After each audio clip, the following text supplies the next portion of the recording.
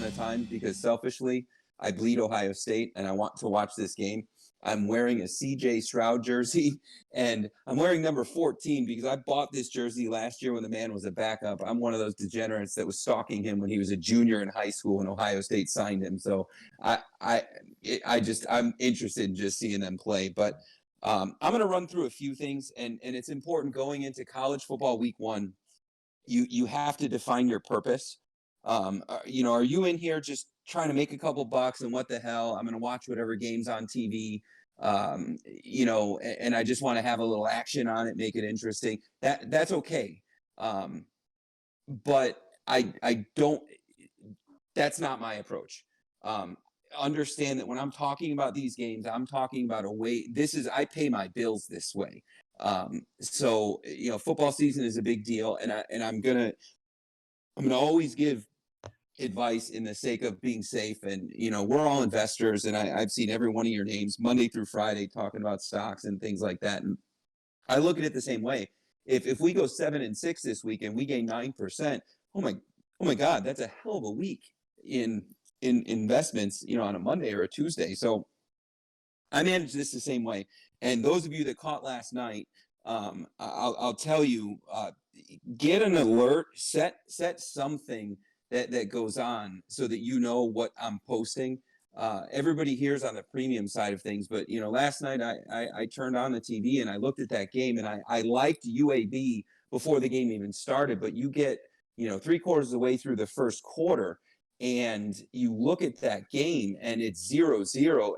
Those lines shift, and it just got juicy for us. And not only it just kept going there. So keep your eyes open for the post, because I'm going to post some live action. And those of you that were around last season, I'll say this looks interesting, not necessarily saying go there.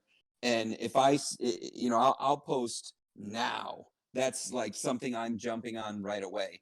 And you have to define your unit. I preach this every week. If you have $100 and that's what you're going into this weekend with, I have 1, 2, 3, 4, 5, 6. There's 7 plays that I'm getting ready to post, plus 3 in the CFL. So there's 10 games. If you're a $100 player, if that's your bankroll, you're probably betting.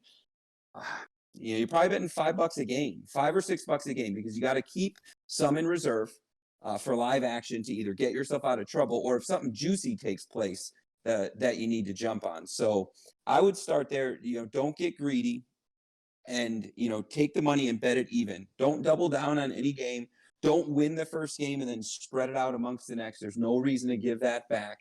I say something very similar every time we talk about it. This is investing. This isn't gambling. If you win the first game, turn around and put all that money on the very next game that you've now crossed over, and you're gambling, and that's okay. That's just not necessarily going to win over the course of the long run. So, that being said, last night, the way that we went into the game, and I'm just going to talk about live action. These core positions, these picks that I'm going to post, this is my core position to every single game. So that's not the end of it. If I'm posting 10 plays, I'm probably gonna have somewhere around 20 or 30 different wagers throughout the course of the weekend, and most of them are going to be live. So like last night's game, the way you go into a game like that where you had no upfront action, we placed a full unit on the first half, and then we knew that it was going to cash. We turned around and went back in it for a half a unit because we already won a unit. Now you go back in for half a unit, guaranteeing that other half a unit as a winner. Once that cashed, we went back into another thing for a half a unit. And so we refused to give that back. Plus, if that was a game where we had a core position, we win the full unit at the end. So you go 4-0 on a game, you end up 2 3/4 units, somewhere around that ahead, and that's how you do it. So we're looking at this weekend. We really only need to win.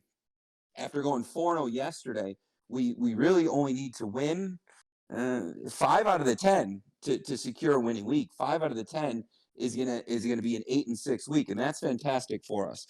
So What I will tell everybody is whatever game you're watching, if it's not a part of what I'm posting, that doesn't mean that I'm not interested in it. Send me direct messages. Whatever game you're watching, you're interested in watching, and you're playing, um, send me a message saying, "Hey, I'm watching the Coastal game. I'm watching the Buffalo game," and I'll keep an eye on it. I got a ton of screens going, and that might bring me to a place where I'm looking at a game that I might not have been thinking of.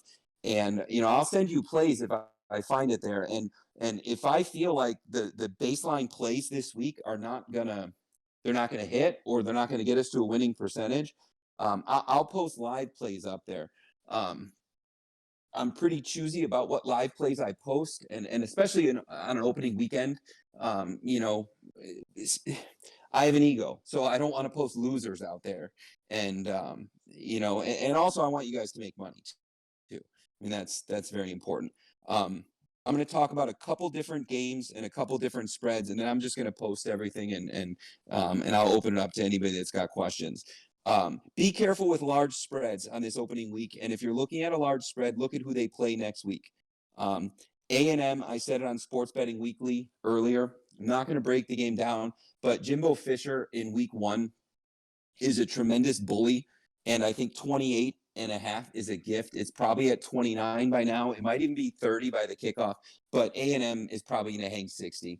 They got a new quarterback, and I'm not really even concerned with that either. So, but the rest of these large spreads, like Alabama, I realize Alabama is playing Miami, and that's a game that everybody wants to watch. That's not necessarily the safest place to put your money. Alabama in the past has struggled with running quarterbacks that can scramble, make things happen with their legs. Miami's got a really good defense, and they've had this game circled on their calendar for almost a year now. So I I don't know that I'm laying 19.5 points for Alabama with a completely new roster. Now they've done it before, but again, there's just too much going on there. I walk away from that game. I keep it on a second or a third screen and watch it as a fan. There's a like USC at first glance, USC laying 14 to San Jose State. That seems like nothing, but San Jose State is a very high scoring team, and 14 points. It was 17. It's come down because of how much money has been laid on the San Jose State. I'd walk away from that one too. But then, just be careful. Auburn laying 37 points. Akron's a capable team. They're typically very good on the ground, which can stall the clock a little bit. I don't know that I'm laying 37 on Auburn to beat Akron. MAC teams are pretty hard nosed and gritty. Oklahoma State, if you're looking at these big spreads, laying 36. Oklahoma State might be a safe place to stick it, but either way, I'm going to post the picks here shortly, and that's really all I got for this week. Just be smart. Go into this opening weekend with smaller units. If you caught last night and you were a part of the 4-0 last night, and you caught some of these plays and you're winning right now, if you caught this Mullets play, where Coastal Carolina was laying 33.5 against the doormat of the FCS, if you caught some of these winners, then you can go into Saturday and bet your full unit. If you're prepared to bet 50 cents, or I'm sorry, $5 a game on that $100 bankroll, maybe you pull back to 4 and just feel good about it and watch the account grow, and just make sure you pay yourself on Monday. And I'm kind of all over the place right now, but I mean that's really what I got for this week. What's everybody else got?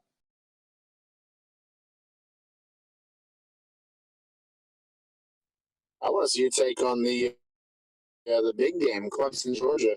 So Clemson, Georgia, I think that's going to be the easiest money of the week. Don't overthink it. The Georgia quarterback is garbage, and Clemson's going to cover. I'd be surprised if Clemson won by less than a touchdown. I think Dabo Swinney's a better coach. Don't kid yourself. Clemson every single year replaces their best quarterback they've ever had. Every single year they do it. Like when Deshaun Watson went to the NFL, they went to Kelly Bryant, and he was the next greatest thing, who got replaced by Trevor Lawrence, who was the number 1 overall pick. And DJ is a real quarterback. He last year he almost beat Notre Dame, and that was the hardest loss I ever had to swallow. But don't overthink it. Georgia is a running team. They have good defense. This quarterback is not good. He's no different than Jake Fromm, who was in the NFL. I don't understand the hype behind him. Georgia is probably going to lose 3 games this year, and Saturday's going to be the first one. I think Clemson's going to win. They're going to win by a minimum of a touchdown. Don't overthink it. And the betting right now, it's wild because I've seen the odds as low as minus 120, minus 115.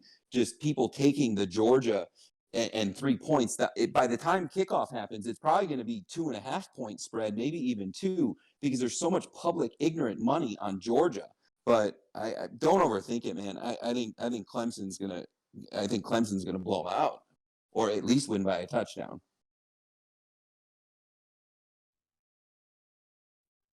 I respect that. Yeah, I'm a big SEC guy, and I'm obviously a Gator.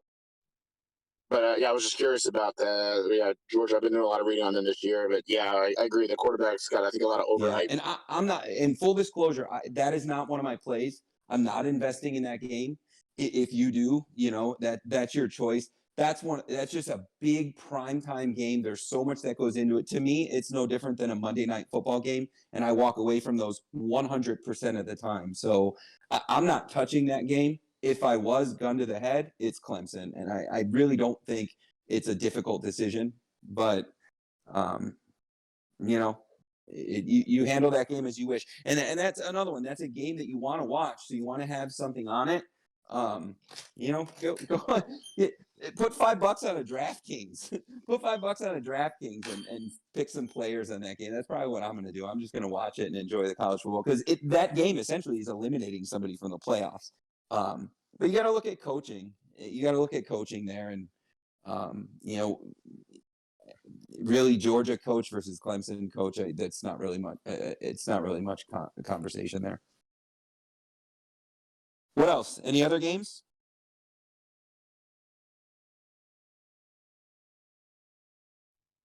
Yeah, I'm not really looking too much this weekend than what you're going to post. I know I have a couple with over-unders. I'm looking at the under for the East Washington UNLV game today. Yeah, that's not a bad one. That's not a bad one to look at. And it's not the most popular opinion, but it's not the most popular, but I'm all over CFL, and we're killing the CFL right now. Saskatchewan against Winnipeg, I've had that game circled since before the season started. Cody Fajardo is the quarterback for Saskatchewan, and he is just on fire. He probably wouldn't make it in the NFL, although it's fun for me to say. I'd love to see him play in the NFL. But, Saskatchewan is laying 4.5 points. I expected them to be a dog in this game before the season starts, but Winnipeg is struggling to score points, and they're going to need to score at least 24 to keep pace with Sask. Sask looked horrible 2 weeks ago and won by 13 points. So I'm that game. Forget it, that I'm looking more forward to that game than any other game on the college board. I'm looking forward to the Florida State against Notre Dame game. Wes, I was going to ask you about that. Florida State, Notre Dame. What do you think? Yeah, so Florida State, new coach, but here's the thing that not a lot of people know about. I'm surprised that it's not getting as much hype, but Mackenzie Milton for Florida State, that's their quarterback. He's transferred in. He was the quarterback that won that untitled national championship with UCF. He got injured, transferred to Florida State, and he's starting for the first time in almost 2 years. And Florida State with a new head coach, a very capable coach. Notre Dame has lost a lot. 7.5 points is too many. That is one of my picks, and I'm going to post it. But I'm taking Florida State, and I wouldn't be surprised if they won the game. But I'm taking the 7.5 points. I don't know that if you're going to put some on the money line, if you're going to nibble on that, don't do it for a full unit. Do it, as a 0.1 unit. But I'm full unit. Florida State 7.5. I just Notre Dame has given up way too much, and Florida State. Yes, they have a new head coach. Yes, they've had like 2 others in the past 5 years, but the coaches that they've had have not been bad recruiters. So they're sitting on a bunch of talent. They got a bunch of speed. I like what they've done on the linebacker position. So I really don't think Notre Dame's going to be able to run too much against them, which is usually what they do well. But I think that Florida State is going to come out and they're going to score, and they're going to score early. And Notre Dame never does well in a shootout situation. So that game is a pick. I am in it. It's plus 7.5. I love Florida State there. This is too good of a program to stay bad for long, and now they got a transfer quarterback to rally around. Nice. Duke minus 6.5 to Charlotte. I haven't even looked at that game. I just, without even thinking about it, I would think that Duke would win and cover 6.5. But I haven't broken it down, so please don't bet based off of me just guessing. That seems like a freebie, and so does Illinois minus 5. Illinois minus 5 does seem like a freebie, but please don't put too much stock into what happened last week. I think you're looking at a matchup problem and a brand new coach with a year to get ready. Brett Bielema, he knows the Big Ten, and the kind of players that he recruits are not that much different than the kind of players Lovie Smith, who's no longer there, would have recruited. And you got to look at last year, and the players lining up, the 11 guys on the field on both sides are really not much different than they were a year ago. So really, Bielema had a blueprint that Lovie laid out for him. I think that what happened last week, don't overstate it. Illinois is not a good football team, and it's going to take time for them to get good. 5.5 is probably safe, but it's not a place that I'm going to put money. It feels like it's too easy and it's a gift, and it feels like that only because of a matchup nightmare from a great head coach that had full off season to get ready for Nebraska. Yeah, they got 16 free points last week for sure. Just UTSA doesn't have any talent. They don't, but who does Illinois play next week? That's a good question. Yeah, they're going to lose the rest of the season. Yeah, that matters too. They're not going to lose the rest of the season, but they're not going to win the rest of the season. You're probably safe. You're probably safe there. I just you can't bet them all, and that's just not one of my plays. Fair enough.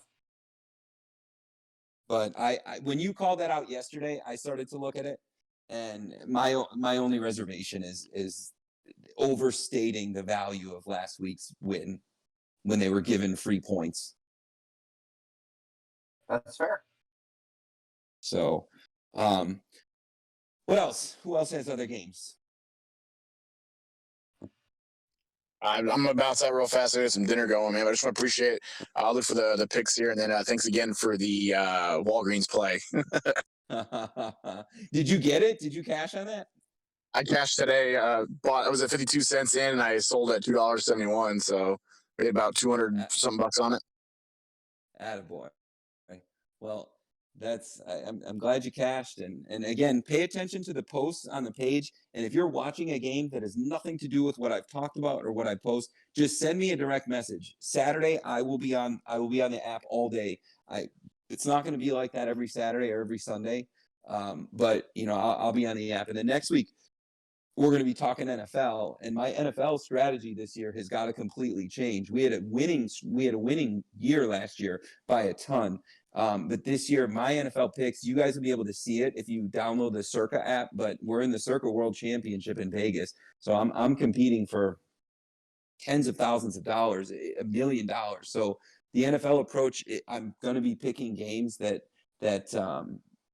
I'm going to have to pick games that not everybody is picking just to tilt the odds in favor of me winning a game nobody else is wanting to win. So, but either way, when I'm in front of the TV on Friday, Saturday, Thursday night, I'll put picks up. And if you're watching a game, just send me a message. If I don't send anything back, that means that I'm not in front of the game. If I am and I'm doing something, I'll hit you right back and I'll say, this is what I'm on. This is what I'm doing. Let's go. And, we'll just go for the ride together. So, otherwise, I will talk to you guys. I'll talk to you guys next week, or as you send me messages, and let's make some money, man. I'm excited. This is football season. You're the best as always. Thank you. All right. Talk to you guys later. Hey, Wes. Yep.